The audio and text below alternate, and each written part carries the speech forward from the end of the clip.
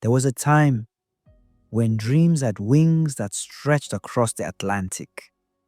A time when thousands of young Nigerians packed their hopes, their courage, and their ancestors' prayers into small suitcases and flew into the unknown.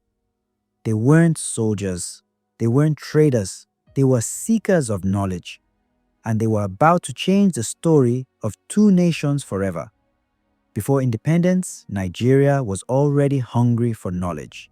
Education was seen not just as a tool, but as liberation. Every child who held a book was holding a torch against the darkness of ignorance and oppression. As the 1950s dawned, young Nigerians dreamed of something bigger.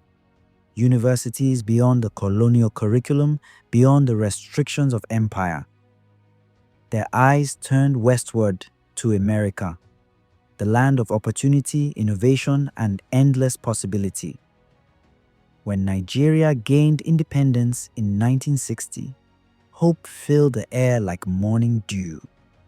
A new nation was born, and it needed minds to build it. That same year, the United States officially recognized Nigeria's independence, and soon after, scholarships, exchange programs, and government partnerships began to bloom. American universities opened their doors wide. Howard University, Harvard, Michigan, Texas, and hundreds more welcomed brilliant, determined Nigerians, the sons and daughters of a rising Africa. They came with accents that carried home and ambitions that reached beyond it. But crossing the ocean meant crossing worlds. For many, it was their first time seeing snow, their first time being the only African face in a classroom. Some struggled with loneliness, some battled racism, but many thrived, driven by a force greater than fear, the belief that education could lift a nation. They studied engineering, medicine, law, education, every field that could help rebuild the homeland they left behind. And every diploma earned became a promise.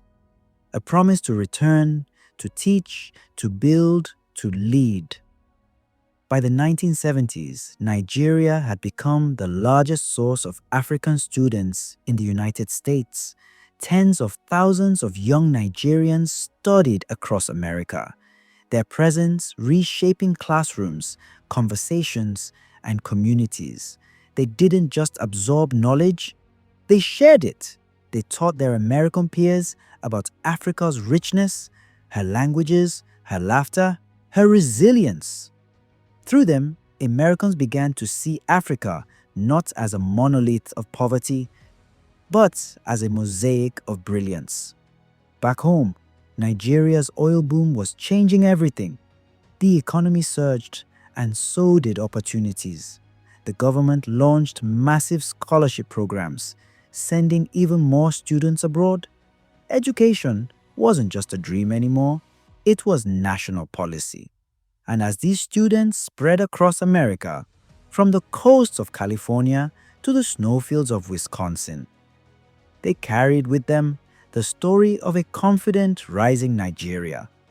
But by the 1980s, the tide began to turn. Economic instability hit Nigeria hard. The value of the naira fell. Scholarship funds dried up. Many students who had gone abroad found themselves stranded, unable to pay tuition or afford tickets home. Some worked double shifts in restaurants and factories just to survive. Others were forced to drop out. And yet, through every hardship, the fire of learning did not die. Because for them, education wasn't just for themselves. It was for everyone back home who had believed in them. From those classrooms came leaders who would shape Nigeria's destiny, professors who returned to build universities across the nation, doctors who founded hospitals, economists who guided national policy, writers who gave Africa a voice on the world stage, and those who stayed in America. They became cultural bridges, They built communities, founded organizations, and mentored new generations of African immigrants. Their stories intertwined, linking Lagos and Los Angeles, Ibadan and Illinois, Kaduna and Kentucky. Today, Nigeria still stands as the largest source of African students in the United States.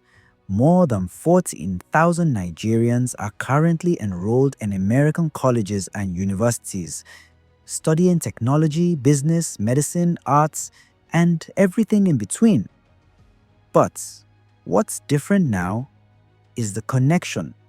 Online learning, cultural exchange, and global collaboration have made the Atlantic Ocean smaller than ever. The same spirit that carried those first students across the sea now flows through digital classrooms and global networks. Behind every statistic is a story, a mother's prayer whispered at dawn, a father's sacrifice, selling land to pay tuition, a young man's fear of failure, a young woman's hope to inspire others. They left as individuals, but together they became a movement of knowledge, resilience, and unbreakable hope. Each graduation cap thrown into the sky was more than celebration. It was a declaration that Nigeria's future will be written not just in oil or politics, but in education. Through education, nations learn from each other. Nigeria taught America about endurance, community, and joy amid struggle. America offered Nigeria tools, technology, and systems of innovation. In the meeting of these two worlds, something profound happened. Mutual growth, mutual respect, and a shared belief that knowledge has no borders. Some returned home, some stayed abroad, but all carried the same light, the light of learning. Because true education doesn't end with a degree. It continues through the lives we touch, the change we spark, and the wisdom we pass on. In the heart of Akebulan, the mother of humanity, education has always been more than learning. It is remembrance. It is transformation. It is the bridge between who we are and who we can become. From the dusty classrooms of Ibadan to the bright halls of Harvard, the Nigerian spirit has walked boldly, carrying the wisdom of ancestors and the fire of tomorrow. And so, when we say Nigeria sent her best minds to the United States, what she truly sent was hope. Hope that one day, knowledge will unite all of Africa with the world. For as an African proverb says, wisdom is like fire. People take it from others. May our light continue to spread.